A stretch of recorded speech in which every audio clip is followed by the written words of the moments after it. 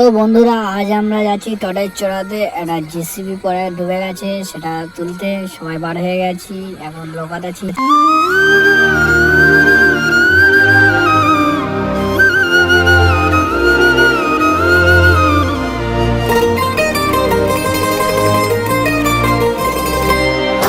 তো আমরা পৌঁছে গেলাম টটের চড়ে, আর জেসিবির এই অবস্থা, পুরো পানিতে ডুবে আছে। তো আমাদের কাজ শুরু হয়ে গেছে, মেশিন বসানো।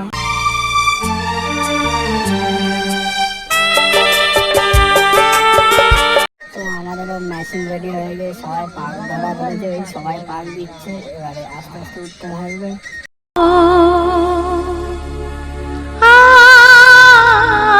কষ্টের পর ওপরে উঠলো, আস্তার উপরেতে, তাতে সবাই খুশি।